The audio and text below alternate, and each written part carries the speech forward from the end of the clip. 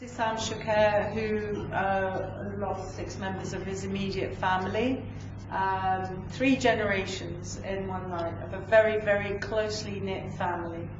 And we're very sorry for your loss, and thank you for being here as well. I did want to say something, but it was in the form of a statement, if that's okay. First of all, thank you for inviting us, and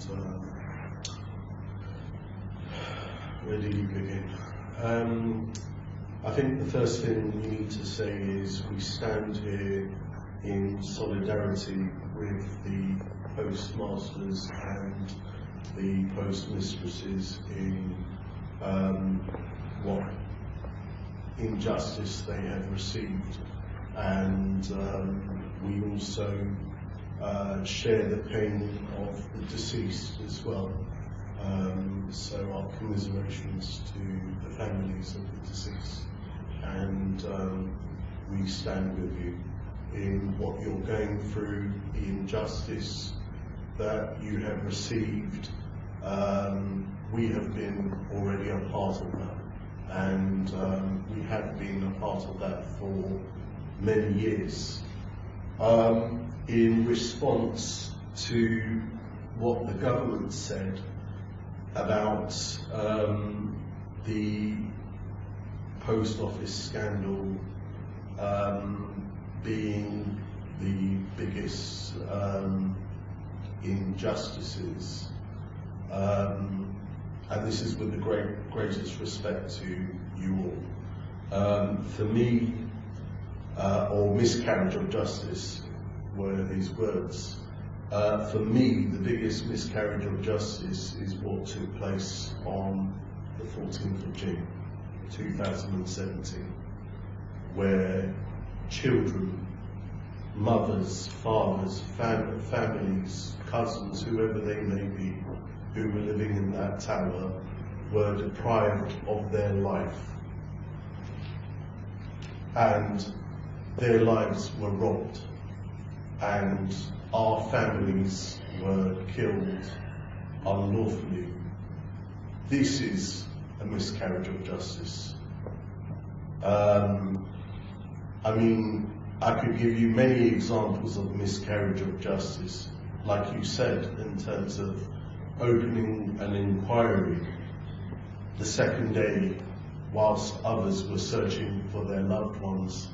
Some of the people were still in the building, you know, and it was chaotic, and the government didn't ask our opinions on this, how we felt, and the whole idea of the government opening an inquiry was to identify its own systematic failures and to tick a box, and to say to the public that I, as a government, for example, have done the right thing by opening an inquiry. So it was a tick box, really, and it wasn't there to serve our benefit in any way, shape or form. If you look at the timing of it, I mean, people, I'm sure, didn't even probably know what an inquiry was at that time. Some people may have, some people won't, you know, may not have known. And so the timing was dreadful, the way it was handled, lack of empathy, lack of humanity, lack of consideration towards the families. Until today, we haven't received an apology from the government as to why they've done this and the impact of their opening an inquiry and running a criminal investigation parallel to opening an inquiry, which has caused the delay of justice, which until today, what are we, 5 years on, maybe going into 6 years, are we? 6.5 years. 6.5 years, still no justice, still no criminal prosecutions. In fact, nothing's going to be starting until probably 2025. So this is just going to drag on and drag on. And this was intentionally done. And it was done due to the systematic failure of the state and it was done intentionally and to dampen the fight of, say, the families in the justice of our loved ones. It was done intentionally to control public order within the community, and it was also a get out of jail card for the crooks to prepare their own cases, to claim immunity, to hide behind statutory law, and it's disgraceful, and it's just unheard of, you know, and our voices or our opinions were not taken into consideration. What's also a miscarriage of justice is, and an insult, is to have on the death certificates of our loved ones, to have words that are an insult to the way our family died. For example, on our family's death certificates, we have constant effects of fire. Consequences of... No, it's constant, something like that. What is it? Death by consequences of... Yeah, something with the constant effects of fire, something like that. Consistent with the effects of fire. That's the word. Consistent with the effects of fire. Now, does that really tell you how one died? That just tells you, oh, maybe there was a fire in the building. Well, it's interesting you talk about that, because with the Hillsborough victims, the death certificate said asphyxiation. They managed to campaign and change that death certificate to unlawful killing. And when it says unlawful killing, that immediately gives you certain rights in being able to push for certain things because someone has been killed unlawfully. When it's just simply, you know, asphyxiation, or you have, you know, consistent with the effects of a fire because of the smoke, well, that could just be some random thing that happened. And these are not random things. These are negligent acts that cause the actual death. So I don't know whether you would like to be thinking about and looking into, talking to your lawyers about changing the death certificates to unlawful killing, because that is really important. And that is a miscarriage of justice. You then go on to the fact that combustible materials are still on buildings, hospitals, people's homes until today.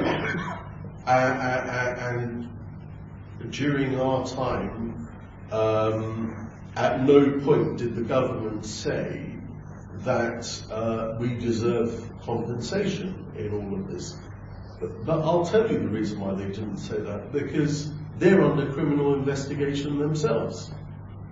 So they're not going to come out with all of this towards us and be empathetic to us about what's happened and what, you know, they can do to make things better, etc. So we're fighting the state. Everything is against us. They're making us feel like as if we are the crooks, and the government is just getting away with this, and nobody's holding the government accountable, and that's why you see systematic failure or atrocities or disasters after another. Is because no one's holding the government accountable, and these things will continue and continue and continue. And the justice system in this country, in the 1960s, people said that we had the finest justice system in the world. Well, what's happened since then? Because a lot of things have happened and a lot of disasters have happened, and they will continue to keep happening. And the last thing I wanted to say was, you know, I just don't understand how these organisations are, despite being under criminal investigation, are continue their work on these buildings, despite their shoddy